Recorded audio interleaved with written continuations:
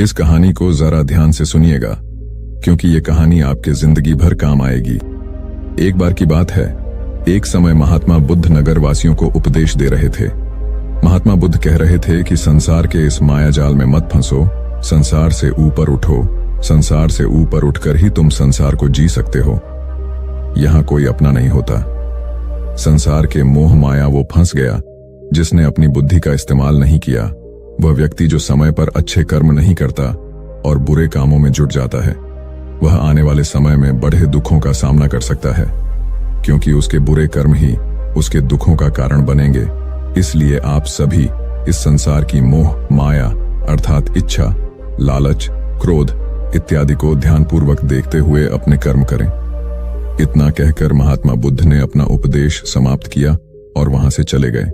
महात्मा बुद्ध जब ये उपदेश दे रहे थे तो वहां पर उस नगर का सबसे धनी व्यक्ति वहीं पर मौजूद था और उस व्यक्ति पर महात्मा बुद्ध की बातों का बहुत गहरा असर पड़ा। वह सोचने लगा कि अगर सब मोह माया है तो फिर व्यर्थ की मेहनत करना बेकार है। फिर फालतू में क्यों अपने समय को नष्ट किया जाए, जब अंत में कुछ भी नहीं बचने वाला। जब यहाँ पे कोई अपना नहीं होता तो फिर किसके लिए व्यर्थ की मेहनत की जाए। अब उसका मन अब संसारी जीवन में नहीं लगता था। वह संसारी जीवन से हटने लगा। अब उसे अपना सब कुछ किया हुआ व्यर्थ नजर आने लगा था। देखते ही देखते कुछ ही सालों में उसका सारा व्यापार चौपट होने लगा था। उस धनी व्यापारी के परिवार के सभी सदस्य उसे इस तरह से देखकर बहुत चिंतित रहने लगे थे, और जब भी कोई उससे बात करने की कोशिश करता था तो वह धनी व्यापारी एक ही बात कहता, ये धन दौलत तो सब बेकार की चीजें हैं, ये सब तो मोह माया है, सब बेकार है। भला हम रिश्ते निभाकर क्या करेंगे, ये सब तो मोह है। जीवन तो केवल एक ही है और वह है मुक्ति। अब तो केवल उसी की आस है, उसी की प्यास है। मैं इतना समझ चुका हूं कि अब से जो भी होगा वह सब अच्छा होगा। अब से उसने व्यापार पर भी ध्यान देना बिल्कुल बंद कर दिया था, और देखते ही देखते वह धनी व्यापारी उस नगर का सबसे गरीब व्यक्ति बन चुका था। वह पूरी तरह से निधन हो चुका था। उसका सब कुछ बर्बाद हो चुका था। एक दिन जब उसके घर में खाने के लिए कुछ नहीं बचा तो उसने अपने आप से कहा, ये मैंने क्या कर दिया। सब कुछ तो बहुत अच्छा चल रहा था, लेकिन मैंने अपने हाथों ही सब कुछ बर्बाद कर दिया। आज मेरे परिवार का हर एक सदस्य भूखा है। उनके पास खाने के लिए कुछ नहीं और मैं उनके लिए कुछ नहीं कर पा रहा हूं। वह ये सब सोच ही रहा था कि तभी उसे याद आया कि उसने महात्मा बुद्ध की बातों में आकर अपना जीवन बर्बाद कर लिया। ना तो उसे मुक्ति मिली और ना ही सुकून। अब तो भोजन के लिए भी आज मुझे रोज मरना पड़ता है। हर रोज मुझे मेहनत करनी पड़ती है, तब जाकर मेरे परिवार को 2 वक्त की रोटी मिल पाती है। अपने परिवार की इस तरह से बुरी हालत देखकर उससे रहा नहीं गया। वह बहुत चिंतित रहने लगा था। तब उसके मन में ख्याल आया कि वह अब किससे मदद मांगेगा, आखिर अब उसका साथ कौन देगा। तभी उसे याद आया कि उसे महात्मा बुद्ध के पास ही जाना चाहिए, क्योंकि बुद्ध के कारण आज उसकी यह हालत है। उसके हालात के जिम्मेदार तो वही है। मैं तो सीधा सीधा अपने मार्ग पर जा रहा था, लगातार अपने व्यापार में उन्नति कर रहा था, लेकिन जब से मैंने उनकी बातें सुनी तब से मेरा मन विचलित हो गया। उनकी फालतू बातों में आकर मैंने अपना सब कुछ बर्बाद कर दिया। मेरे हालात के जिम्मेदार तो वही है, इसलिए मुझे उनके पास ही जाना होगा।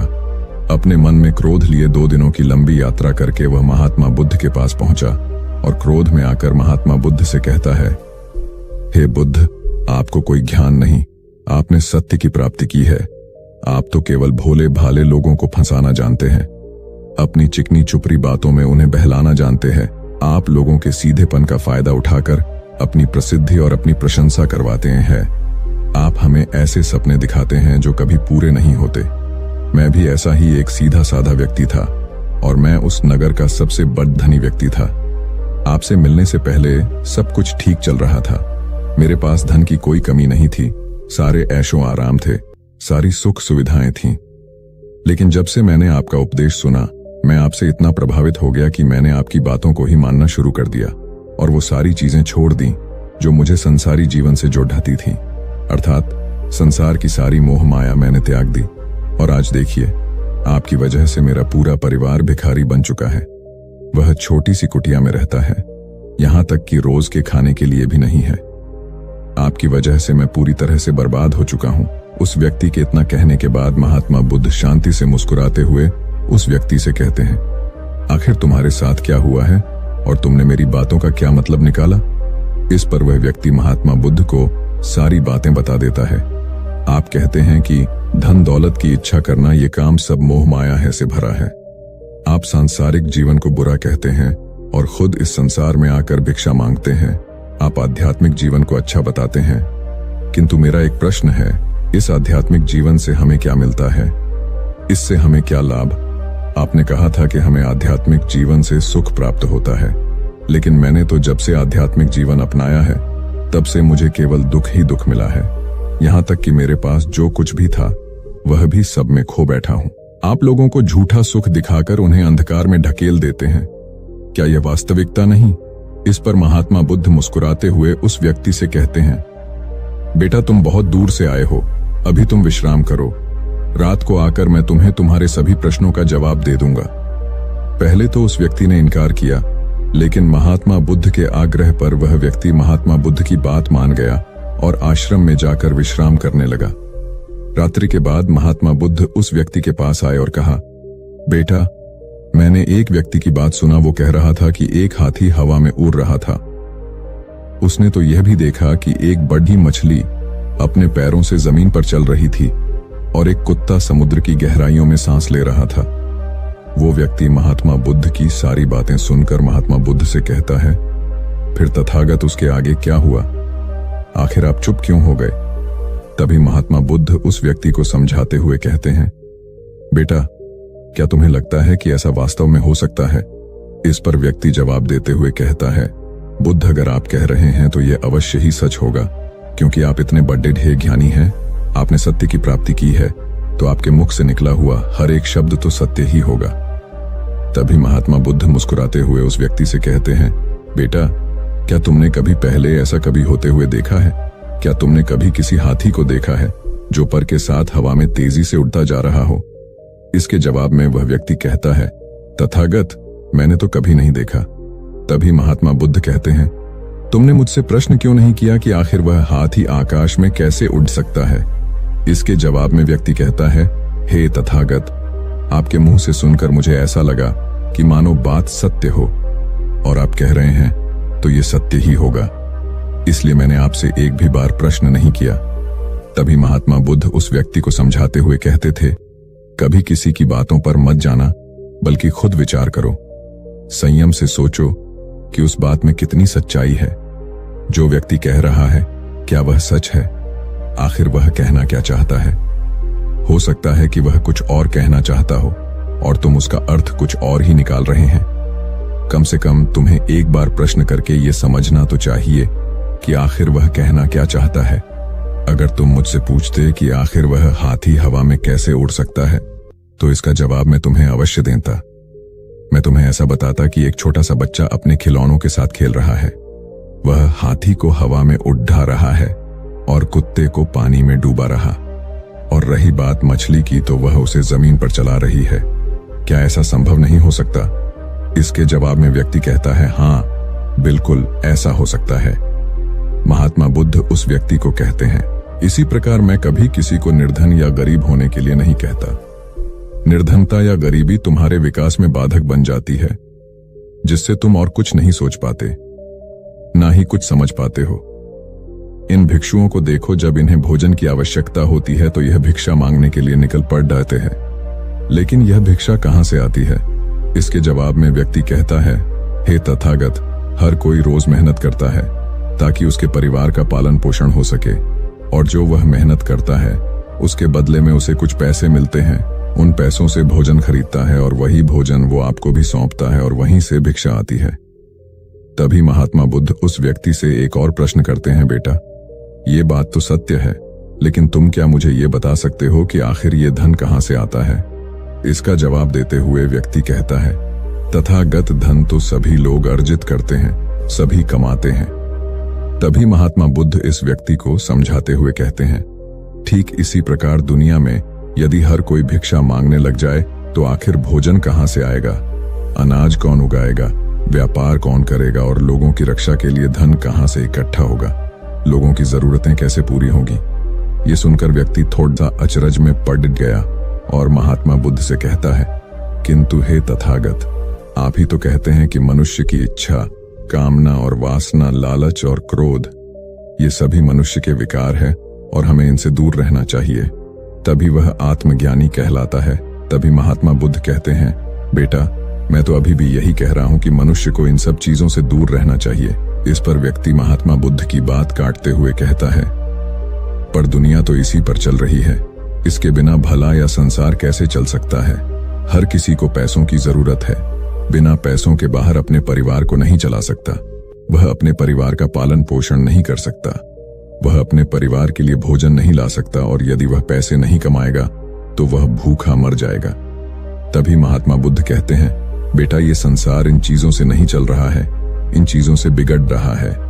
इस पर व्यक्ति कहता है, ये तथागत, आखिर आप क्या कहना चाहते हैं? मैं आपकी बात समझ नहीं पा रहा।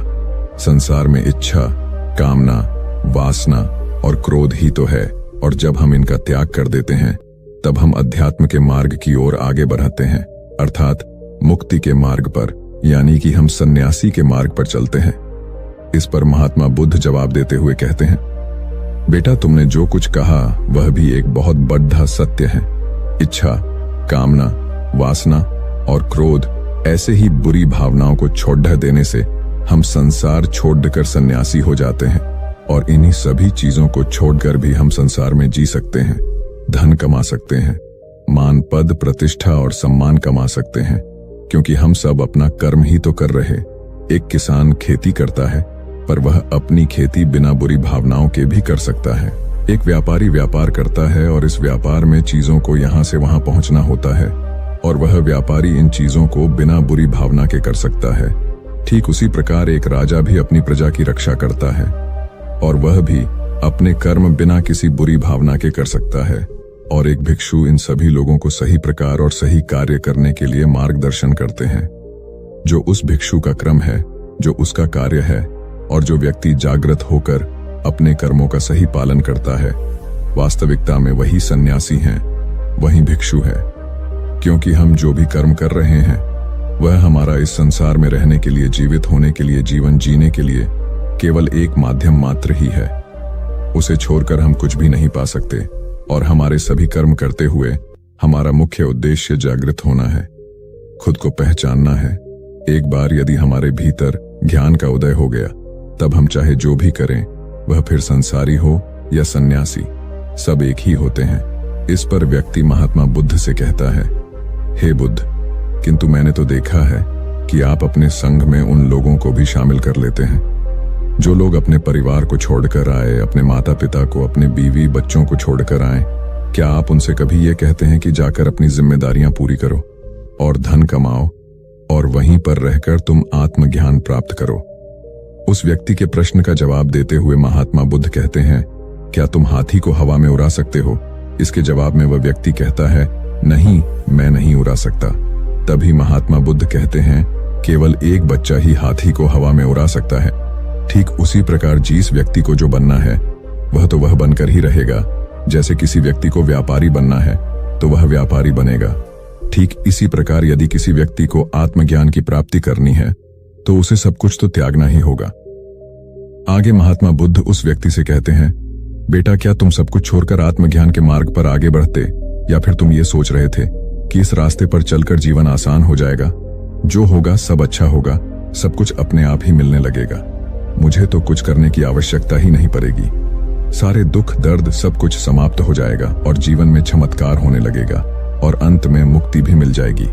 महात्मा बुद्ध की यह बात सुनकर उस व्यक्ति को अपनी गलती का एहसास हो गया। वह महात्मा बुद्ध के चरणों में गिर पड़ा और कहने लगा, हे तथागत, आप सत्य कहते हैं।